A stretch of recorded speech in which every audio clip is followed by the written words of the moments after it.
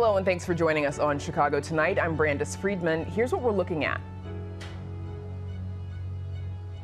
Activist organizations launch wide-scale response to Operation Midway Blitz and the increased ICE presence. Suicide is one of the leading causes of death in the U.S. An event this weekend brings people affected by suicide together and how we can prevent more deaths. This is the pacemaker. It's about the size of it. Point of reference here is a sesame seed here. And breakthrough bioelectronics that promise to transform the future of medical monitoring technology. First off tonight, federal officials say Operation Midway Blitz has yielded more than 500 ICE arrests in the Chicago area since it began earlier this month, prompting a wave of protests and grassroots organizing.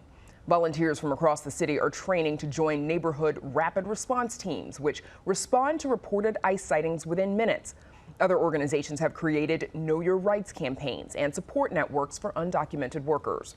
Joining us to talk about all that and more are Baltazar Enriquez, president of the Little Village Community Council, Miguel Alvelo Rivera, executive director of the Latino Union of Chicago, and Berto Aguayo, co-chair of the Latino Leadership Council Policy. Gentlemen, thanks to all of you for joining us and welcome back. Baltazar, let's start with you because the Little Village Community Council, you all have been handing out hundreds of orange whistles to alert undocumented residents of ICE's presence. How did you all come up with that idea and how's it been working? Oh, well, I would like to thank our members, our volunteers, for being out there.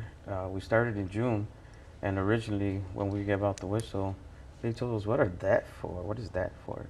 And when we met with our brothers and sisters over in LA, and they said, look, when they're going to deploy the National Guards and ICE agents, they will turn off the cell phone towers. So then we amped up our campaign of letting people know, hey, if you blow the whistle when you see ICE, and those that don't have a legal status, get away, close your doors. And then we got a team of volunteers that actually go where there's ICE agents. They begin blowing the whistle, alerting the community, and they leave.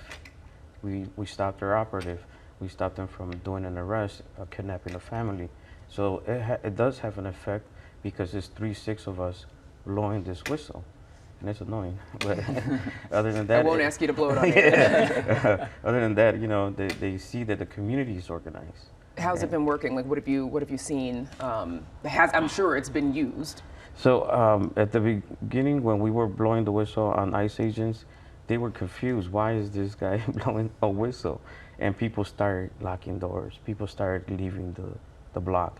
So they noticed that it's an alert to the community that they are out there, and for them to take the proper steps, because they're not coming for criminals, they're coming for families, they're coming for people going to work, and you know, this is another layer of trauma that they bring to our neighborhood, and that's why our team is always available from 5 in the morning to 7 o'clock at night.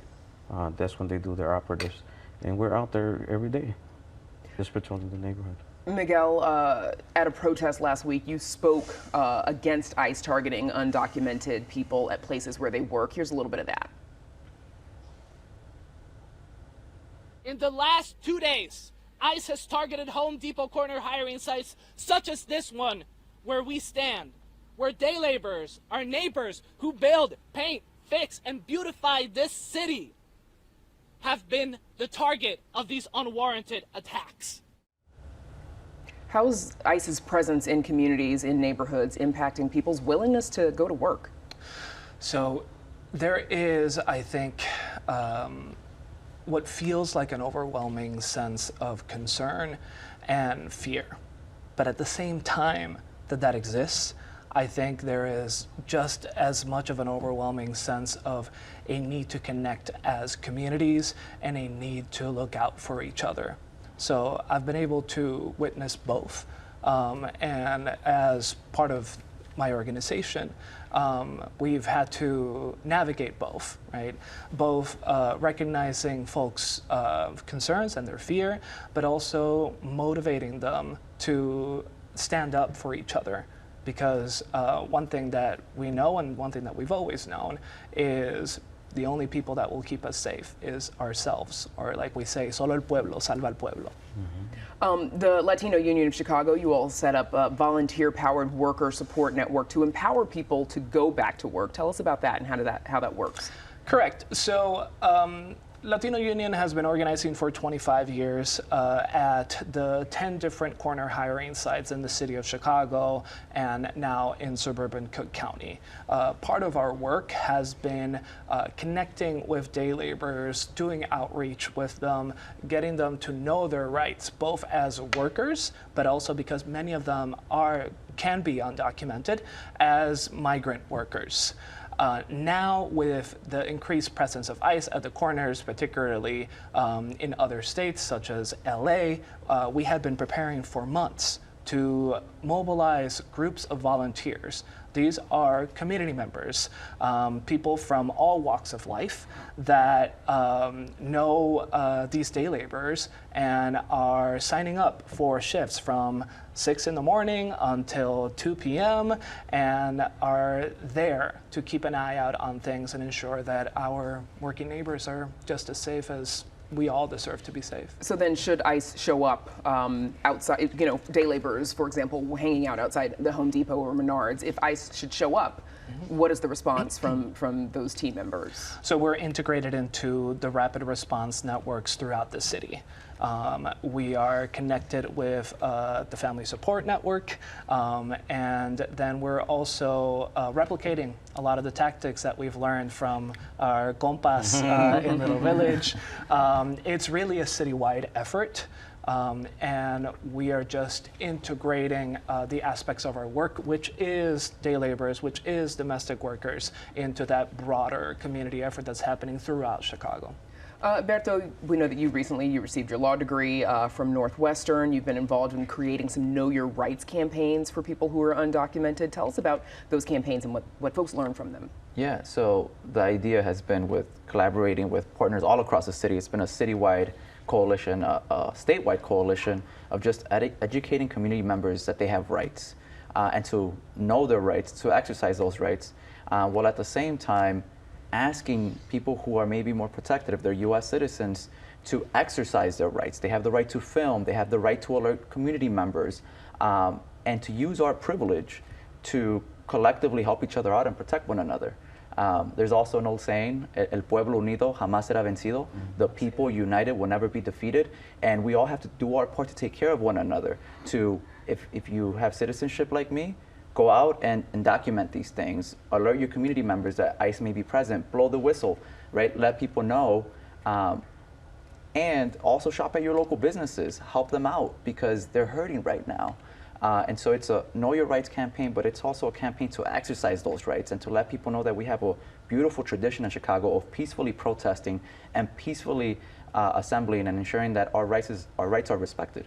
The Mexican Independence Day Parade, it kicked off in Little Village early last week, despite that increased ICE presence. Humberto, you were at the parade along with about 30 attorneys. Yeah. Why do you all feel that organizing that legal support is important in advance of events like that? And what did it do for the energy of the parade? Yeah, I think working together with rapid response groups on the scene, it's going to take a collective effort, right? Community residents forming rapid response groups, legal support to document the things that need to be documented, people in Broadview exercising their rights, people in back of the yards, people in Elgin coming together and taking care of one another. And what the legal presence does is it allows community members to know, hey, there's attorneys right there. There are people who I can count on, who I can seek advice from, or who I can just lean on to know how to document and to de-escalate a situation. And that's what we did at the Mexican Independence Day Parade. And now we're just planning to use our law degrees and use our legal resources to provide more legal support by deploying attorney volunteers to key communities, to key events, to ensure that we're all doing our part and helping the community out. Real quick before we go, we've seen some protests across the city. You just mentioned outside the Broadview detention facility. Here's a little bit of some of what we've seen. Oh my God, oh my God, oh my God, oh my God, oh my God. Oh my God, oh my God, oh my God. Oh my God.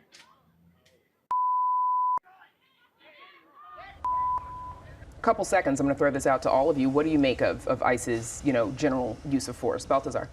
You know, they're going to try to be as aggressive as they can to show that we will get feared. You know, that fear will enter, and a lot of the neighborhood, like Wayo said, are not coming out, and it's because they've been so aggressive detaining mothers, detaining fathers, and in front of their kids. So that's what's Which really instills fear, of course, in children, other community members. Unfortunately, we're out of time. Unfortunately, this is something we'll have to keep talking about. My thanks to the three of you. We look forward to having you back. Baltazar Enriquez, Miguel Alvelo Rivera, and Berto Aguayo. Thanks, everybody. Thank you for having us. Up next, a major suicide awareness and prevention event coming to Chicago. We have details. Chicago Tonight is made possible in part by the Alexandra and John Nichols family, the Jim and Kay Mabey family, the Polk Brothers Foundation, and the support of these donors.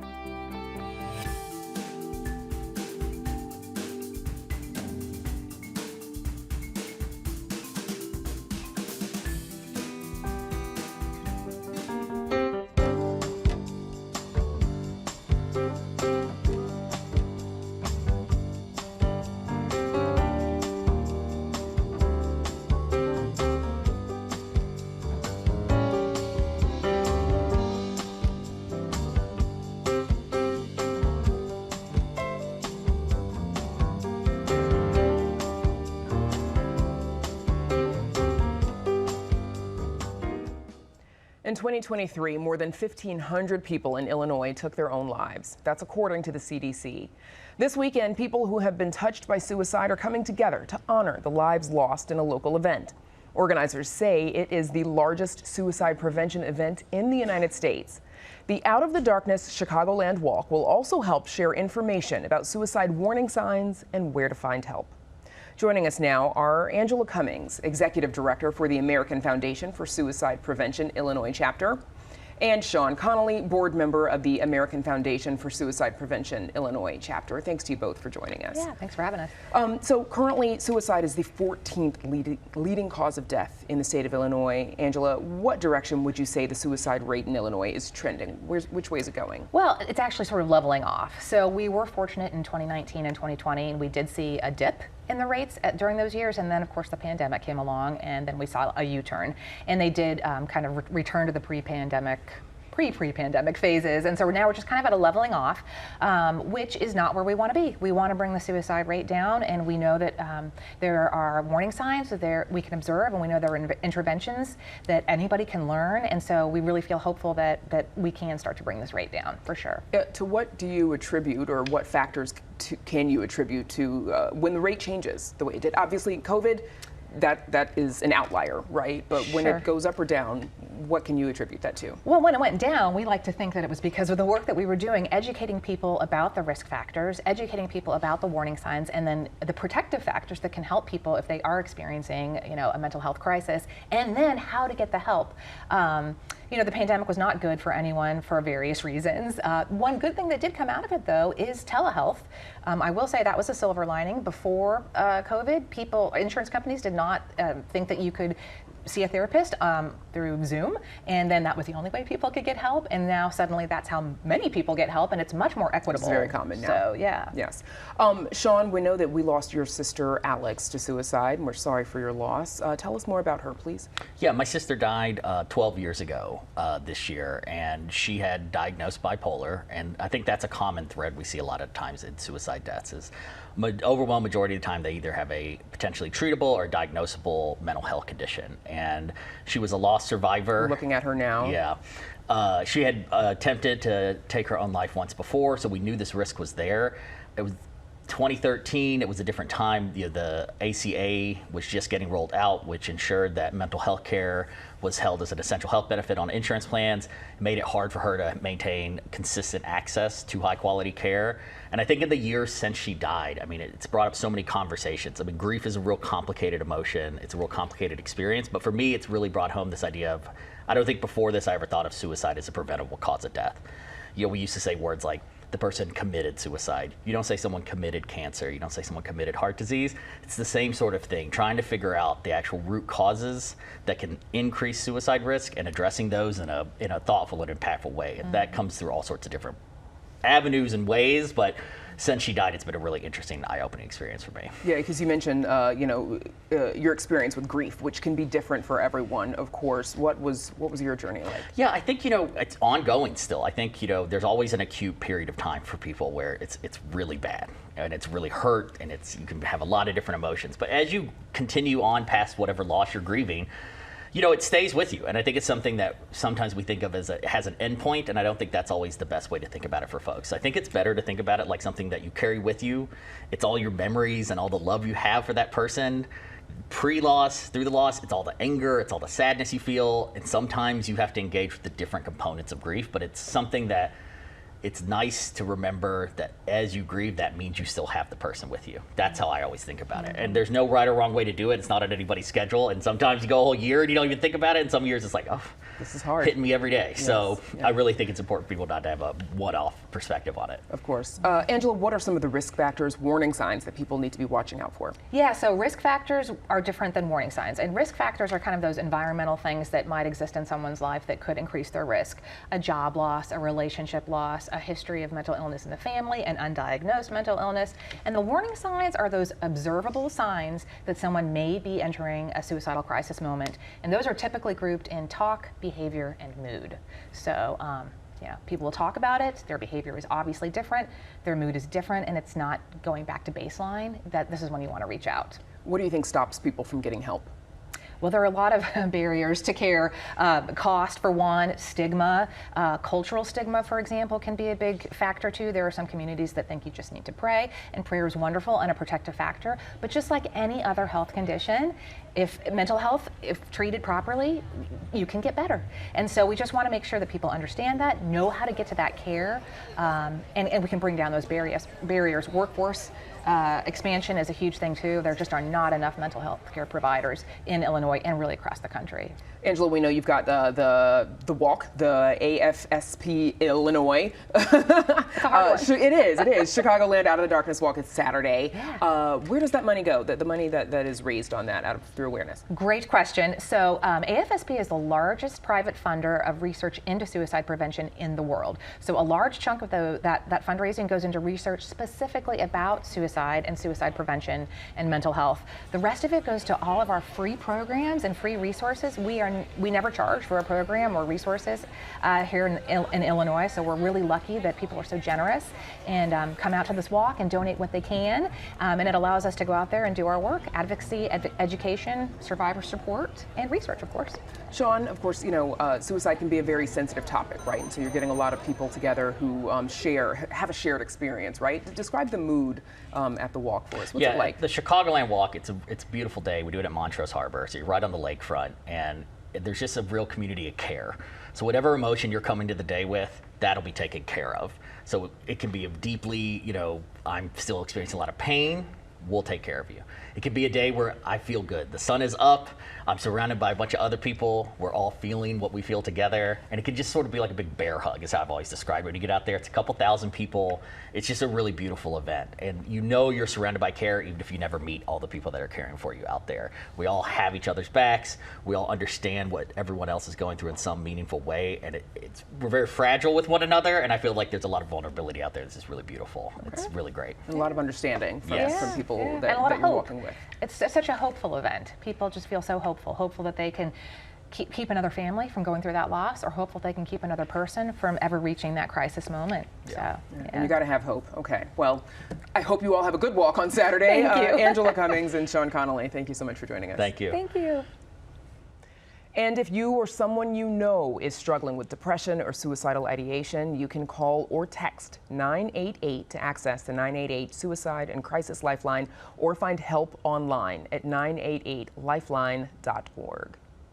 Up next, scientific breakthroughs in medical monitoring.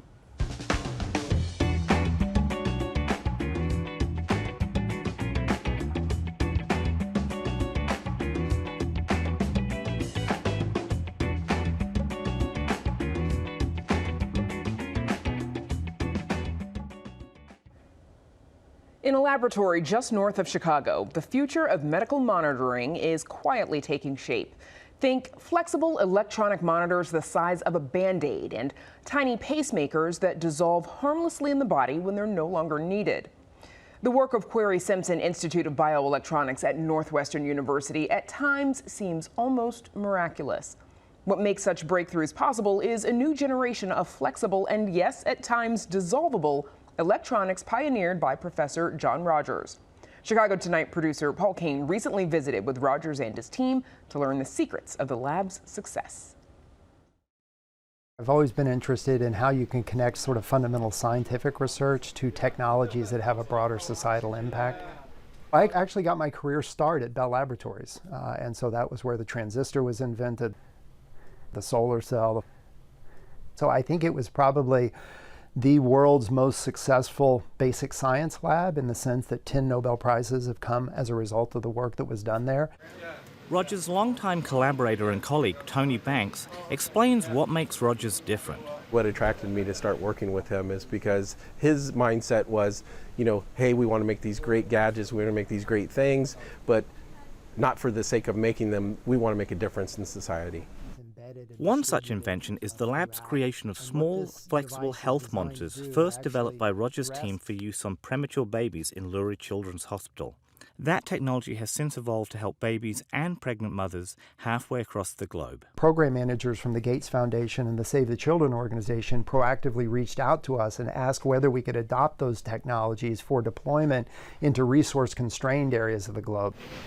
That became really an interesting engineering challenge. How do you go from what we originally developed as a single-use, purely skin-like device to something that could be used in Zambia, where the device would have to be reused 1,000 cycles in order to amortize the cost of the device? Rogers and his team took less than 12 months to come up with an answer. So the next version of the device that we developed for deployment into lower middle income countries, a little bit thicker, more like a Band-Aid rather than a temporary tattoo, but has battery power on board. It also uses communication standards that are compatible with smartphones. So everybody in these countries, they have smartphones. We just use that as the monitor to reduce costs. This was put through FDA approval. It's part of a small startup company in the Chicagoland area that we launched as a result of this opportunity brought to us by the Gates Foundation. The version that's deployed currently has a little bit different form factor, a little bit larger battery, but it's designed to separate to a greater extent the electrodes. We get a stronger electrocardiogram signal, and it sort of wraps around the chest of the infant in this way. While there are some unique materials used to make the monitors, Rogers says many of the base components are no different to what you might find in a smartwatch. So the fact that these devices are reusable and wirelessly rechargeable with no external ports that could be contaminated with biofluids and things like that. They can be cleaned. You could just dunk them in an alcohol bath, for example. That's been the real focus, is reuse to hundreds of cycles, so you don't even worry about the cost of the device.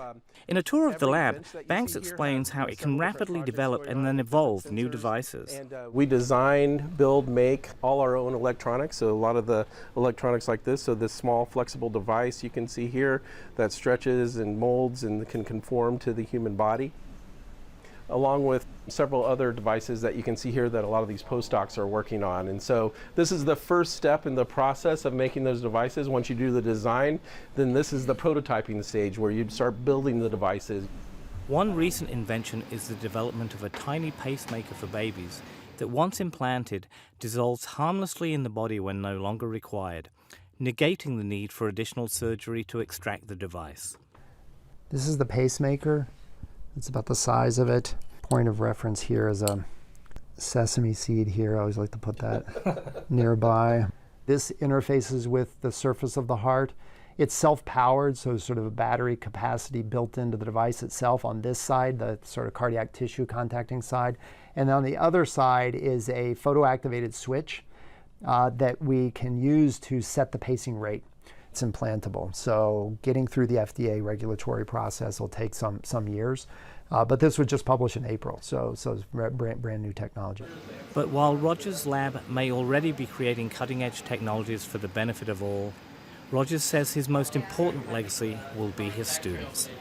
If I think about the longer arc of my career, The largest impact that I'm likely to have is via all of the students who've passed through this group and then go on and start their own research groups and join companies and sort of impact the world in that way. So that's my number one focus. For Chicago Tonight, I'm Paul Kane. And as for those infant health monitors, Rogers estimates that so far about 10,000 devices have been deployed to monitor some 30,000 infants in about 20 countries around the world, including as far away as Zambia, India, and Brazil. Rogers says the goal is to get 1 million devices deployed to monitor 1 million patients per year. And that's our show for this Tuesday night. Be sure to sign up for our free email newsletter, The Daily Chicagoan, at WTTW.com/newsletter. And join us tomorrow night at 5:30 and 10. Now, for all of us here at Chicago Tonight, I'm Brandis Friedman. Thank you for watching. Stay healthy and safe, and have a good night.